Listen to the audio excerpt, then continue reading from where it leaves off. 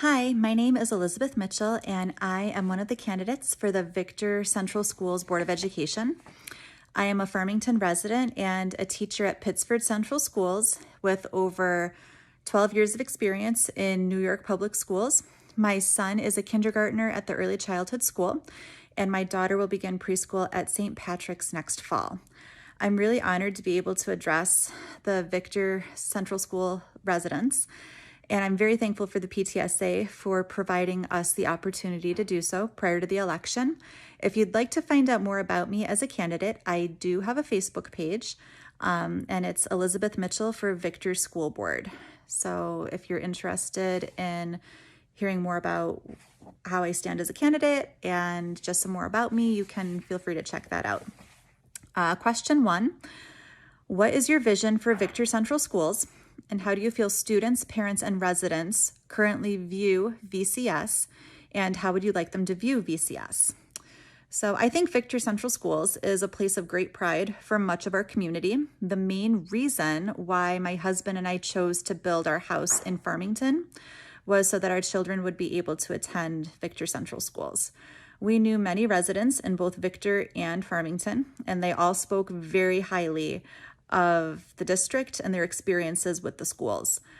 Since officially joining the VCS family this year, as we sent our eldest to kindergarten at the early childhood school, I've been continually impressed with the love and enthusiasm that students and their family visibly show for how they feel about the school district. During the past few months, it is hard to be on social media without reading impassioned posts written by students, graduates, parents, staff, and community members that speak of the high quality programs, the teaching staff, and the opportunities that our students have, even through remote learning. Our community has overwhelmingly rallied around the district and our seniors graduating this year during New York Pause, and rallying around the upcoming budget vote. And the phrase Victor Strong perfectly sums up how most see our school district as a steady constant of positivity in our community. Going forward, my vision for Victor Central Schools is to continue to provide excellence in education while supporting and celebrating the individual gifts and potential that each child brings with him or her as they walk through our doorways. As we move to the future, I envision a continuation of the already extensive, rich programming available to our students and an environment that promotes academic, social, and emotional growth and supports all children. I visualize a community that is even more connected and invested in our students and our staff and district than it even currently is, and I know that that's possible.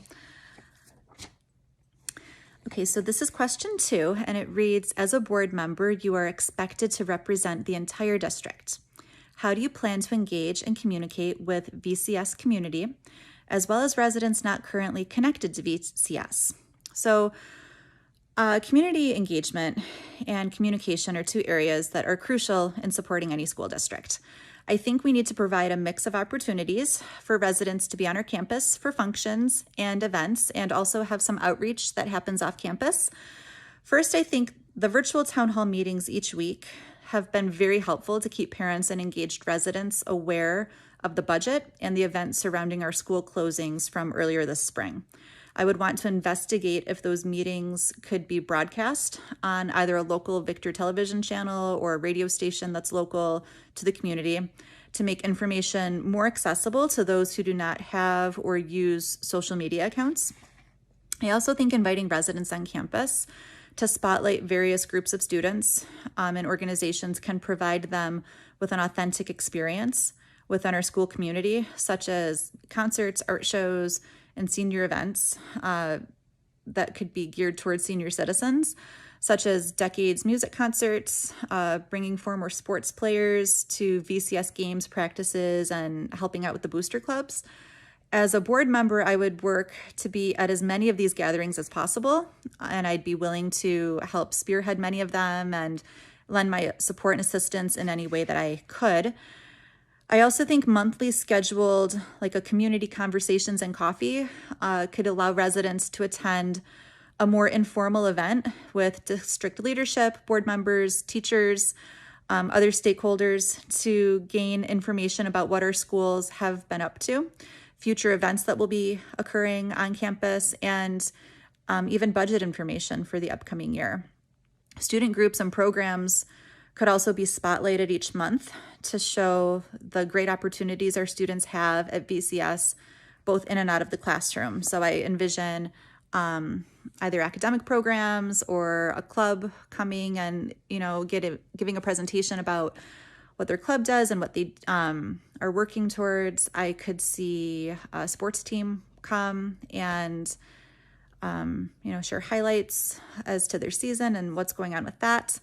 In another district that I taught in, we had a group of senior citizens from the community come in and almost be like grandparent volunteers with our youngest learners, doing activities such as listening to their oral reading, sight word practice, math facts. All of these grandparent figures they went through background checks, they signed into the buildings, they became really known and beloved members of each classroom family. I had a grandmother helper in my room who came in twice a week.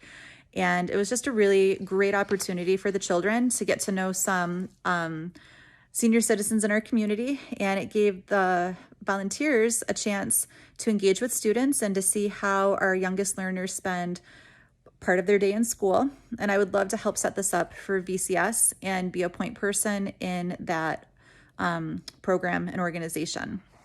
I think another way to build and strengthen relationships off campus would be to have the ability for our secondary students to give volunteer hours for different organizations they are a part of by doing some coordinated volunteer work for people or organizations in the towns of Victor and Farmington. So groups like National Honor Society, the Victor Cares Club, both at the secondary level and the senior high school, they're two groups that already provide community service.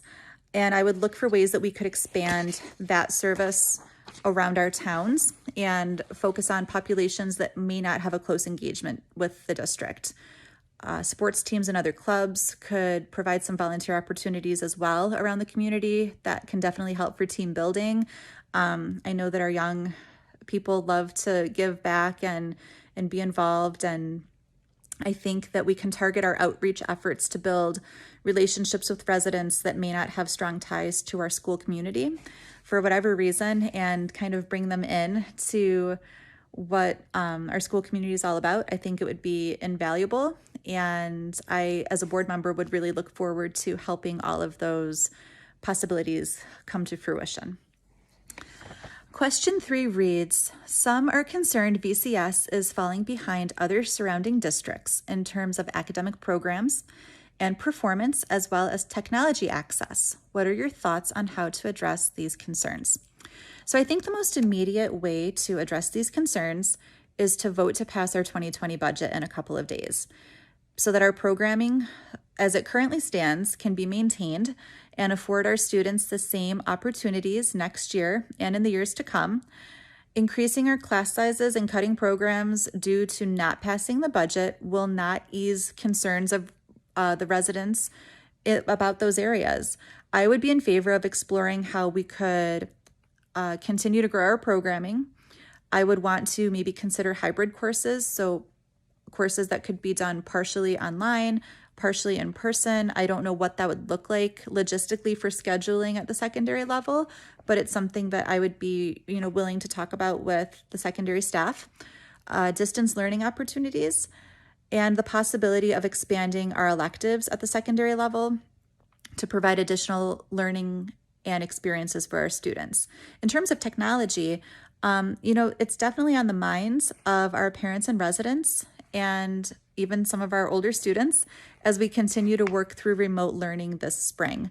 I know that Victor is currently not a one-to-one campus, and what I mean by that is it doesn't issue a piece of hardware to each student, be it a Chromebook or a different type of laptop or a tablet of some sort.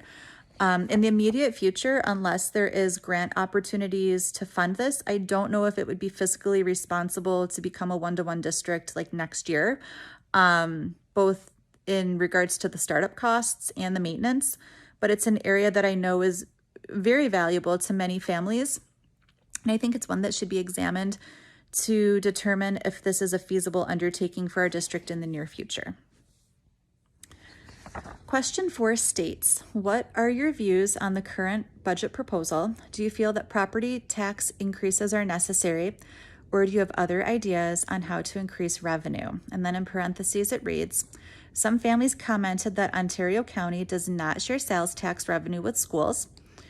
Others noted the amount of new home construction in the district and the possibility of redistricting since neighboring school districts have decreasing enrollment. So I've spent a lot of time researching the current budget proposal and looking into alternative ways to increase revenue in the past few months as I prepared to run for a seat on the board. And I've always made a habit to read the Victor budget proposals as they're developed through the spring, as well as my district that I teach in Pittsford. I also look at theirs as well just to continue to stay informed. And my thoughts are in the immediate future. I do agree with the recommendation to increase the tax rates because that will help our district stabilize and begin to move forward from its current financial situation. And this budget will help preserve our current programming, the class sizes, and the teaching and teaching support staff. And all of those things are extremely important in maintaining the excellence in education that our students have at Victor schools. I would be interested in revisiting the idea of the Ontario County sales tax and sharing some of that revenue with the school districts within the county, although I know that this idea has been explored and discussed already. Increased pressure from the communities within Ontario County may help to persuade the agreement to use a small portion of sales tax revenue towards our schools. But if that were to happen, I'm sure Ontario County would have to raise their tax rate, and our taxes for the county would go up, as they would need to be able to allocate money from their revenue to the schools while still having the ability to cover their city, town, or village budgets. I've not heard about the idea to potentially redistrict some of our students to neighboring districts. And to be honest, I don't know if that would be a route currently that I'd be interested in taking. Families purposely move into Farmington and Victor for the ability to send their children to our school district. By raising the property taxes as proposed in the 2020 budget, we would still be paying a low tax rate relative to other schools of similar size in our area. And I know that nobody wants to hear that their taxes are going to go up. And I empathize with the financial situation that many of our residents face during the uncertainty of this time due to COVID-19. However, we have so much to gain by supporting this budget as proposed. Our schools will maintain their programming. Our children will be able to participate in the same opportunities as children who journeyed through VCS before them. And these opportunities and experiences will help prepare our students for success in their lives post-high school, whether that be continued job training or higher education. Because our school district has such a great reputation, it will continue to attract more families to our community, which will also help with our revenue. As a board member, I will work tirelessly to help educate all of our residents about the ins and outs of the budget. It's a very complex and can be very confusing thing to sift through. And I think continuing to explain how our funding works in regards to revenue and state aid would be beneficial for residents to hear. I think our current board and Dr. Terranova have been very communicative, and they've been very transparent on the virtual town hall meetings and during their virtual Board of Education meetings this spring. I think these meetings were incredibly helpful and allowed residents to have a better understanding and to have a video reference guide to return to if they needed to further digest and grapple with our school budget. So those would be things that I would want to continue in the future. This is question 5. It's the final question, and it reads as, parents are looking for representatives who are committed to Victor Central Schools. Did you vote in the 2019 budget and Board of Election? So I did vote in the 2019 budget and Board of Election last year. I brought my kids with my husband and me as we voted. I've brought my children with me for every election to help normalize the act and right of voting. And each election I vote in, we always discuss why it's important and what's at stake for our community that day as a family. In fact, the first election that I ever voted in was my high school budget and Board of Election vote when I was 18 years old and I was still in high school at the time. It was a few weeks before I graduated and a few months before I began my undergraduate studies in childhood education. I voted both in person and through absentee ballots for my school budget and Board of Election, or Board of Education elections, excuse me, and have called family members every spring to remind them to vote a few days before the vote is scheduled and to educate them on what's at stake with the budget. It's a right and a responsibility that I take very seriously and will continue to do so.